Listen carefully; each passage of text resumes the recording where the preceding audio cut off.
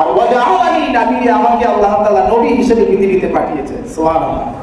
ঈসা নবী যদি নবী হিসেবে দুনিয়ার জমিনে আসার পরেই যদি এই সাক্ষ্য দেয়, তো আমাদের নবী কি 40 বছরের নবী হয়েছে নাকি জন্মের আগে থেকেই নবী হয়েছে? জন্মের আগে থেকে।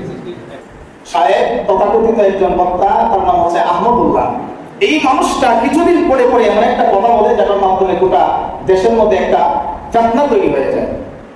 আমি মাঝে মধ্যেই বলি, কিছু আলেমদেরকে ইহুদিরা নাস্তিকেরা টার্গেট করে যে এই আলেমের মাধ্যমে আমরা আমাদের ইহুদিবাদ, আমাদের যে ধর্ম, এটা প্রচার করব।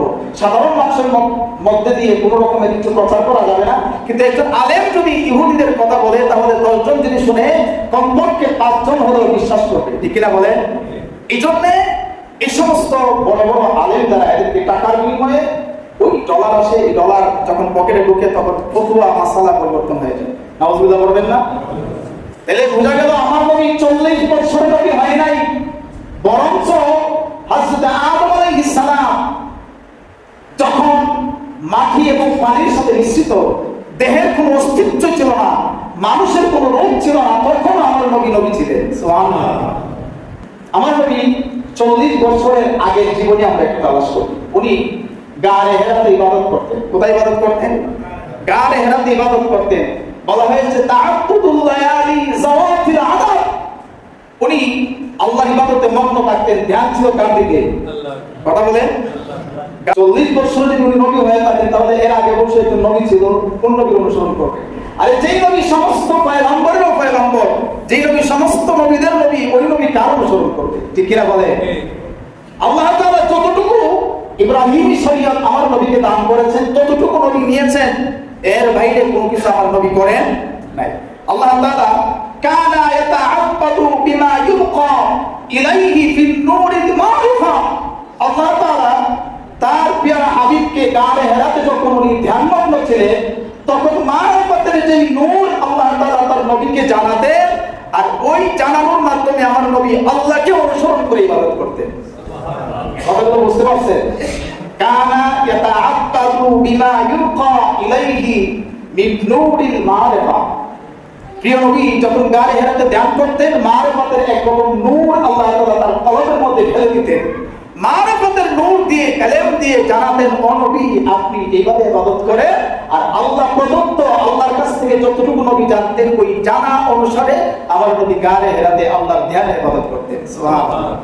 তাহলে বোঝা গেল আমার নবীর কোন নবী ছিল? কথা বলেন না, নবী ছিল নাকি? কোন নবীর অনুসরণ আমার নবী করে নাই। আরে আমার নবী তো সমস্ত নবীদের নবী। সুবহানাল্লাহ বলেন। হ্যাঁ, এই কথা বলতে পারতো যে নবীজির কাছে 40 বছর বয়সে ওহী আসছে। কি আসছে? ওহী আসছে। এই কথা বলতে পারতো যে নবীজির কাছে 40 বছর বয়সে ওহী আসছে। নবীজির যখন 40 বছর হয়েছে তখন কোরআন নাযিল করেছে। সুবহানাল্লাহ বলবেন না?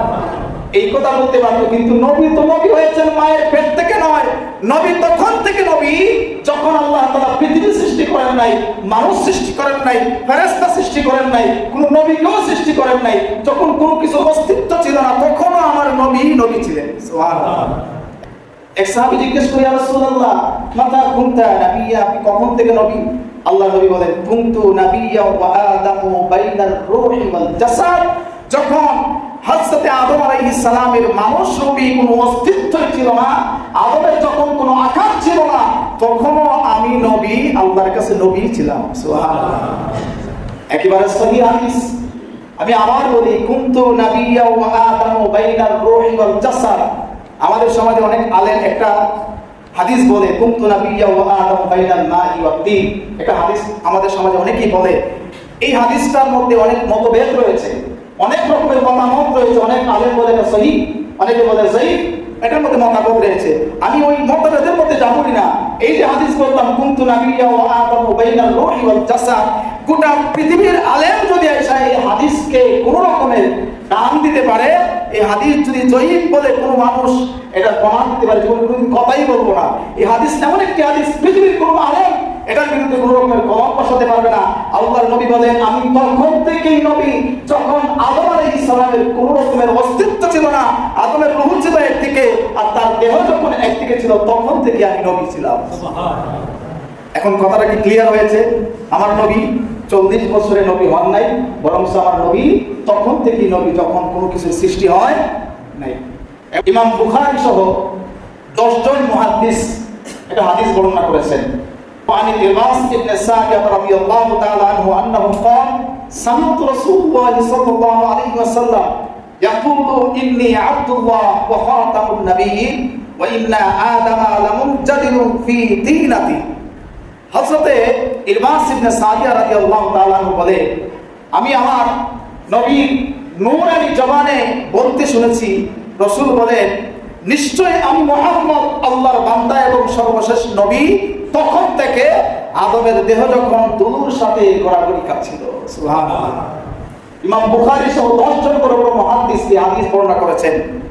আমরা তো আমাদের সমাজে কিছু আলেম আছে, কোনো কিছু হলে বলে বুখারীতে আছে কিনা, বুখারীতে আছে কিনা, বুখারীতে আছে কিনা। তো ইমাম বুখারী শুধু না, 10 জন বড় বড় মুহাদ্দিস ইমাম বুখারী সহ বর্ণনা করেছেন যে আমার নবী বলেছেন, আমি নবী তখন থেকে আল্লাহর বান্দা এবং সর্বশেষ নবী যখন আদম আলাইহিস সালামের দেহের দিকে, রূহের দিকে মাটির সাথে গড়াগড়ি খাচ্ছিল তখন থেকে আমি মুহাম্মদ আল্লাহর নবী। সুবহানাল্লাহ। তাইলে কি বোঝা গেল, আমার নবী কি 40 বছর নবী হয়েছেন নাকি তারও আগে? কথা বলেন।